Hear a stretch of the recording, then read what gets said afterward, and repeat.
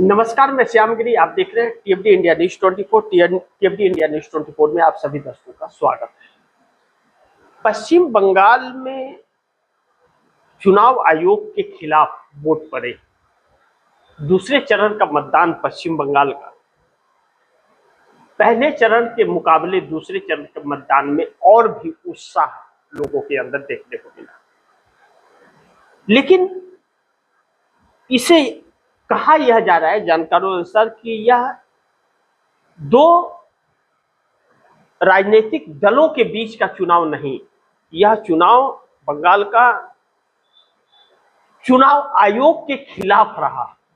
आम जनता बनाम चुनाव आयोग का चुनाव यह रह गया और उसी के मार्फत वोट पड़े हैं। इसका मतलब यह है कि यह साबित हो गया है कि जो एसआईआर हुआ और एसआईआर के तहत जो लाखों लोगों को वोट डालने से वंचित किया गया, इस एसआईआर ने भारतीय जनता पार्टी का खेल बिगाड़ दिया है पश्चिम बंगाल में। अब आते हैं महत्वपूर्ण बिंदु पर कि पहले चरण के मतदान में सुबह 9 बजे 18.76% की वोट प्रतिशत रही, तो दूसरे चरण में पहले चरण का मतदान भी सेम रहा, 18.39 से 18.40% के आसपास। 11 बजे पहले चरण में 41.11% था, तो दूसरे चरण में भी 40% वोटिंग रहा। पहले चरण में 1 बजे 62.18% रहा वोट प्रतिशत, तो 1 बजे 61.11% दूसरे चरण में भी रहा। 3 बजे 78.77% रहा पहले चरण में, तो दूसरे चरण में भी 78.68% 3 बजे तक रहा। और शाम 5 बजते बजते 89.93% जो पहले चरण में रहा, सेम पोजीशन दूसरे चरण में भी शाम 5 बजे तक आकर के खड़ा हो गया। अब ऐसे में पहले चरण में अगर 93% वोट हुआ है, तो दूसरे चरण में 95 जाने की उम्मीद है। अब चुनाव आयोग आखिरी वोटिंग जब बताएगा तो पता चलेगा। अब ऐसे में भारतीय जनता पार्टी जो पूरी ताकत अपनी लगा ली थी चुनाव आयोग के साथ मिलकर के, प्रशासन के साथ मिलकर, ब्यूरोक्रेसी के साथ मिलकर, वह खेल भारतीय जनता पार्टी का बिगड़ गया है और भारतीय जनता पार्टी की आखिरी उम्मीद भी अब टूट गई है। इस बात का उल्लेख तब होना शुरू हो गया जब पहले चरण के मुकाबले दूसरे चरण में हिंसा की घटनाएं ज्यादा आने लगी। वोट जो पड़ रहे थे वह स्लो होने लगे, वोटिंग तब आई। ईवीएम खराबी की बार बार खबरें आई और भारतीय जनता पार्टी के नेताओं में चिड़चिड़ापन समा गया। तब इस बात की पुष्टि होने लगी कि भारतीय जनता पार्टी हार रही है चुनाव पूरी तरह से। अब इस पर बड़ी महत्वपूर्ण है कि अगर भारतीय जनता पार्टी चुनाव हार रही है पश्चिम बंगाल, तो क्या चुनाव आयोग जिता देगा? आप दर्शक एग्जिट पोल पर मत जाइए, एग्जिट पोल को एक साइड कर दीजिए। एग्जिट पोल का अब 19 के बाद से भरोसा नहीं रहा। एग्जिट पोल कुछ और करते हैं और हो कुछ और जाता है, तो उस पर भरोसा नहीं कर दीजिए। अभी भी चुनाव आयोग के हाथ में बहुत कुछ है। कहते हैं कि ईमानदारी पर बेईमानी हावी हो जाए तो ईमानदारी क्या करेगा। यह चीजें कई जगह देखने को मिला। अब जब वोट में नहीं मिला है, तो क्या कहीं महाराष्ट्र वाला पैटर्न तो चुनाव आयोग लागू नहीं कर देगा अगर भारतीय जनता पार्टी को जिताने के लिए? लेकिन एक बड़ी महत्वपूर्ण बिंदु यह है कि अगर वोट 95% पड़ रहे हैं और कुल वोटरों की संख्या जो है वह अगर असर नहीं कर रही है, चुनाव आयोग के लिए स्पेस नहीं छोड़ रही है, कि जैसा कि पहले चरण के मतदान में कुल 3 करोड़ 60 लाख वोटर थे, 3 करोड़ 60 लाख, और दूसरे चरण के मतदान में 3 करोड़ 20 लाख, यानी कि 6 करोड़ 80 लाख टोटल मतदाता है पहले पहले चरण में 3,60,00,000 वोटर और दूसरे चरण में 3,20,00,000, यानी कि 6,80,00,000 मतदाता हैं। अब 95% अगर वोट पड़ गए हैं, 95% वोट पड़ गए, ईवीएम में कैद हो गए, तो 95% को कितना कर सकता है चुनाव आयोग? 100% कर सकता है, 100% ही कर पाएगा। तो 5% का ही खेल कर रहे हैं, लेकिन 100% वोट नहीं कभी पड़ते, कहीं भी नहीं पड़ सकते, इस पर पकड़ा जाएगा। तो अब चुनाव आयोग के पास रास्ता क्या बचता है? चुनाव आयोग के पास कोई रास्ता नहीं बचता है। या तो इसे काउंटिंग गलत करेगा या काउंटिंग में गलत बताएगा, या कुछ रास्ता चुनाव आयोग और नहीं अपना रहा है, इस बात का डर है। लेकिन वोट प्रतिशत यह बता रहे हैं और लोगों के उत्साह यह बता रहे हैं कि टीएमसी चुनाव जीत रही है। और भारतीय जनता पार्टी का ग्राफ 2021 के मुकाबले और नीचे आ रहा है। जैसे 19 के मुकाबले 2024 में लोकसभा चुनाव में डाउन आया, 19 में 18 सांसद थे, 24 में 12 सांसद हो गए, वैसे ही 21 में 77 सांसद थे, विधायक थे, और इसमें 50 आ जाएंगे। अभिषेक बनर्जी ने यह स्टेटमेंट दिया। अब अगर यह चीजें हैं तो बड़ी महत्वपूर्ण यह है कि भारतीय जनता पार्टी के सामने रास्ता क्या है। अब भारतीय जनता पार्टी के लिए यह दांव इसलिए उल्टा पड़ता नजर आ रहा है कि मैंने कई कार्यक्रम में आप दर्शकों को कहा कि अगर भारतीय जनता पार्टी चुनाव हारती है तो पश्चिम बंगाल से बहुत सारे लॉसेस होंगे, उसे सिर्फ विधानसभा का ही नहीं, सांसदों का लॉस भी होगा।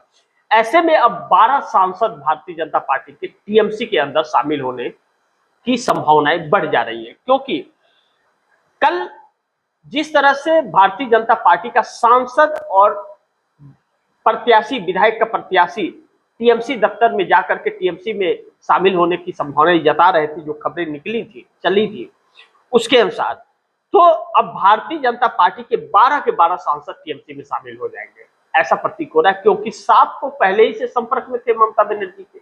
तो अब भारतीय जनता पार्टी का जो हाल, मोदी का जो हाल हो गया है, मोदी और शाह पूरी ताकत, चुनाव आयोग और फोर्स की ताकत लगा करके भी वोट हासिल नहीं कर पा रहे, तो आम नेताओं का जो इनके प्रति निष्ठा थी वह खत्म हो रही है, विश्वास टूट रहा है कि आगे उनके राजनीतिक करियर को इनके बदौलत तो नहीं बचाया जा सकता।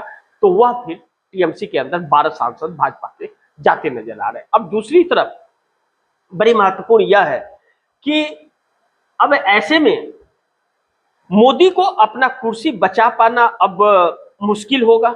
2026 में सरकार कहीं गिर न जाए, इसके कई सारे कारण हैं। जैसा मैंने कहा कि मोदी को अपना कुर्सी बचा पाना अब मुश्किल होगा, 2026 में सरकार कहीं गिर न जाए, इसके कई कारण हैं। वह कारण क्या है? पहला कारण कि ममता बनर्जी जिस तरह से एसआईआर से जूझती रही और उनकी साख और सरकार दांव पर लग गई, जिस तरह से भारतीय जनता पार्टी ने ईडी सीबीआई का खेल खेला और पैरामिलिट्री फोर्स उतार करके चुनाव में और धमकाने का जो कार्य किया गया, इससे आने वाले वक्त में भाजपा की क्रूरता और बढ़ेगी। इसके लिए ममता बनर्जी को, इस सरकार को हटाने के लिए हर संभव प्रयास करना पड़ेगा, जिसको लेकर के ममता बनर्जी ने पिछले दिनों ऐलान किया कि 4 मई को पश्चिम बंगाल का चुनाव जो काउंटिंग होने के बाद, सरकार बनाने के बाद, सत्ता में आने के बाद दिल्ली से मोदी और शाह को उखाड़ फेंकेंगे। यह बात किसने कही? ममता बनर्जी ने यह कहा। जब ममता बनर्जी ने यह बात कही तो इसका मतलब ममता बनर्जी उन 12 सांसदों को भी अपने तरफ खींचेंगी और नरेंद्र मोदी को सत्ता से उखाड़ फेंकने के लिए इंडिया गठबंधन को एक फिर से करेंगे। पहला चीज, वैसे ही जैसे डिलिमिटेशन पर पार्लियामेंट के अंदर इंडिया गठबंधन एक हो गया था, तो 234 की संख्या है, तो ममता बनर्जी इसके लिए अलग करेंगे। अब दूसरा कारण इसका है, जो 3 कारण मैंने बताया, इसके कई कारण। दूसरा कारण बड़ी महत्वपूर्ण, पश्चिम बंगाल चुनाव हारने के बाद प्रधानमंत्री मोदी और शाह के खिलाफ भारतीय जनता पार्टी से आवाज उठने की संख्याएं बढ़ जाएंगी। अभी तक मुरली मनोहर जोशी, सुब्रमण्यम स्वामी, नितिन गडकरी, यशवंत सिन्हा जैसे लोग भारतीय जनता पार्टी के वरिष्ठ नेता उठा रहे थे आवाज, तो अब अंदर से और भी आवाजें, जो 240 सांसदों की यह पार्टी है, सांसदों की पार्टी है, जीत करके आई थी, अब इसके अंदर से आवाज उठेगी कि अब नरेंद्र मोदी का चेहरा बदल देना चाहिए, अन्यथा हमें बहुत नुकसान होगा। आने वाले वक्त में भारतीय जनता पार्टी के नाम पर वोट नहीं मिलेगा। इसका कारण होगा कि जब चुनाव आयोग एसआईआर मोदी के लिए करा रहा है, चुनाव आयोग प्रशासन मोदी के लिए काम कर रहा है, न्यायपालिका मोदी के लिए काम कर रहा है, उसके बाद भी अगर मोदी को वोट नहीं मिल पा रहा है, अब चुनाव आयोग खेल तब करेगा जब ईवीएम मशीन में जगह खाली होगी और उसे 95% लोग आकर के अगर वोट कर रहे हैं इनके खिलाफ, तो फिर अब इन्हें नहीं हटाए तो भारतीय जनता पार्टी नामो निशान खत्म हो जाएगा, भाजपा के नाम पर कोई वोट देने वाला नहीं मिलेगा। यानी कि जो राजनीति मोदी और शाह कर रहे हैं वह एक्सेप्टेबल नहीं है आम जनता के बीच में, तो यह चीज आएगी। तीसरा इसका मुख्य कारण होगा कि भाजपा में भी टूट की संभावनाएं आ जाएंगी। चौथा कारण कि अब भारतीय जनता पार्टी, नरेंद्र मोदी जो यह देख रहे, अब उत्तर प्रदेश का चुनाव होगा, पश्चिम बंगाल चुनाव के बाद में मात्र 8 महीने के यह मान लीजिए 8 महीने का वक्त बचा हुआ है, तो पश्चिम बंगाल चुनाव परिणाम का असर उत्तर प्रदेश चुनाव परिणाम पर पड़ेगा। इससे भारतीय जनता पार्टी के लिए नई संकट खड़ी हो जाएगी। अब इसका जो चौथा पहलू है कि 2026 में कहीं सरकार न गिर जाए। अब नरेंद्र मोदी के अंदर यह तो समा गया कि अब 2029 में यह वापस आ नहीं सकते और इनके नाम पर वोट मिलेगा नहीं। जनता कितना भी ड्रामा कर ले, जनता इनके जुमलों में अब फंसने वाली नहीं है। दूसरा, या तो मोदी को प्रधानमंत्री का चेहरा एनडीए के लोग ही बदल दे, या फिर अब सरकार गिरने की नौबत आ जाएगी। अगर मोदी नहीं माने तो भाजपा के अंदर भी बगावत होगी और इंडिया गठबंधन अब एकजुट होकर के कहीं मोदी की सरकार गिराने की कवायद तेज न कर दे। ममता बनर्जी ने जैसा कहा, इससे मोदी सरकार अगर बदल गई तो फिर उत्तर प्रदेश चुनाव के पहले सरकार बदल गई अगर, तो फिर उत्तर प्रदेश भी हाथ से जाएगा और लोकसभा चुनाव में भी स्थितियां बदलेंगी, इनके लिए नई संकट उत्पन्न होगी। तो ऐसे में पश्चिम बंगाल के बाद में उत्तर प्रदेश एक बहुत बड़ी चुनौती बन जाएगी। जब प्रशासन, क्योंकि उत्तर प्रदेश देख रहा है, तो उत्तर प्रदेश में भी अगर फेल हो गया तो उत्तर प्रदेश हाथ से गया तो मुश्किलें खड़ी हो जाएंगी। लेकिन इसका अगला पहलू है कि एनडीए के सहयोगी दलों में बंगाल चुनाव परिणाम की वजह से दरार की संभावना बढ़ गई है, खास तौर पर N+N, यानी कि नानी, नायडू, नीतीश, N+N = नानी।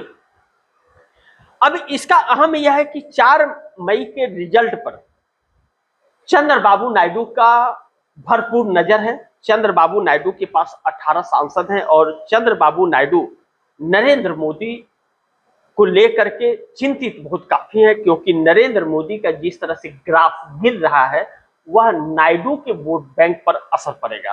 क्योंकि नरेंद्र मोदी चुनाव प्रचार में जरूर जाएंगे, बिना बुलाए भी जाएंगे, तो वह नायडू के लिए मुसीबत खड़ी कर देंगे। तो ऐसे में नरेंद्र मोदी का जिस हिसाब से ग्राफ गिर रहा है, अब 4 मई को जो रिजल्ट होगा उस पर जो नजर चंद्रबाबू नायडू की बनी है, 4 मई के बाद चंद्रबाबू नायडू अहम फैसला अपने 18 सांसदों की ले सकते हैं। यह बात कही जा रही है कि एक बड़ी तैयारी में चंद्रबाबू नायडू हैं जो नरेंद्र मोदी की मुश्किलें बढ़ा सकती हैं। दूसरा वजह बहुत महत्वपूर्ण है कि नीतीश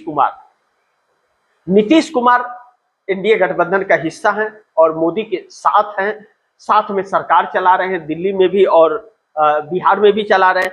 लेकिन बिहार में सीएम की कुर्सी से हटने के बाद नीतीश कुमार के तेवर अलग हैं और रास्ते भी वह भाजपा से अपना अलग कर चुके हैं।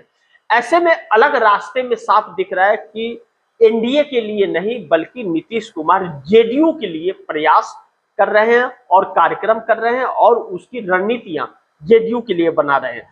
अब इस तहत नीतीश कुमार के पास 12 सांसद और 85 एमएलए हैं। वह अपने बेटे निशांत कुमार को बिहार यात्रा पर भेज रहे हैं, लौह पुरुष समीकरण को साधने का प्रयास कर रहे हैं और इस बात का ऐलान कर रहे हैं कि 2030 में नीतीश कुमार अपनी जेडीयू पार्टी की सरकार बनाएंगे, वह गठबंधन में नहीं रहेंगे। ऐसे में नीतीश कुमार को अपनी पार्टी का विस्तार करना है तो केंद्र में भागीदारी उनकी अच्छी होनी चाहिए। इसके लिए अगर इंडिया गठबंधन प्रयास करता है सरकार बनाने का तो नीतीश कुमार वह मौका नहीं गंवाएंगे और वह राज्यसभा सांसद चुन करके दिल्ली पहुंच भी चुके हैं। ऐसे में नीतीश कुमार 12 सांसदों के साथ हो न हो ममता बनर्जी का साथ खड़ा हो सकते हैं, लेकिन चंद्रबाबू नायडू भी उससे पीछे नहीं हटेंगे और चंद्रबाबू नायडू भी ममता बनर्जी के साथ आकर के खड़े हो जाएंगे, यानी कि इंडिया गठबंधन के साथ। ऐसे में नरेंद्र मोदी सरकार के लिए बड़ी संकट होगी और अब राहुल गांधी का एक जो बयान आ गया कि अब चुनाव खत्म हुआ, अब महंगाई की मार, तो इस महंगाई से कोई नहीं बच पाएगा क्योंकि अब बहुत एक इतने भारी भरकम महंगाई इस देश पर पड़ने जा रही है जो जिससे कोई भी नहीं बच पाएगा, मिडिल क्लास हो या लोअर हो, जो भी हो, हर किसी के ऊपर मार पड़ेगी। सिर्फ चुनाव के मद्देनजर रोक करके इस चीज को रखा गया था। यह भी बात अब राहुल गांधी की सच होती नजर आ रही है। लेकिन इसमें सब कुछ मिलाकर के देखा जाए तो पश्चिम बंगाल के अंदर कांग्रेस की बल्ले बल्ले रही। कांग्रेस जिसका कोई जनाधार नहीं था पश्चिम बंगाल में, एक भी सीटें नहीं थी, कांग्रेस दहाई के आंकड़े को छूती हुई नजर आ रही है। यह एक अलग चिंता का विषय टीएमसी, ममता बनर्जी और भाजपा दोनों के लिए होगा। और अगर यह बात सच हुई कि 15 से 20% वोट प्रतिशत के साथ अगर कांग्रेस ने 8 से 10 सीटों पर अपना सिक्का जमा लिया तो फिर आने वाले चुनाव में भारतीय जनता पार्टी का सुपड़ा साफ हो सकता है। बाकी आप दर्शकों की क्या राय है, क्या सुझाव है, कमेंट बॉक्स में जरूर दीजिएगा। इस खबर को ज्यादा से ज्यादा शेयर कीजिएगा, अपने दोस्तों को भी कहिएगा आगे शेयर करें। और आपने अगर टीएफडी इंडिया न्यूज 24 को सब्सक्राइब नहीं किया, सब्सक्राइब कर लीजिए, अपने दोस्तों को भी कहिएगा टीएफडी इंडिया न्यूज 24 को सब्सक्राइब करें। मिलते हैं अगली खबर के साथ, तब तक के लिए नमस्कार।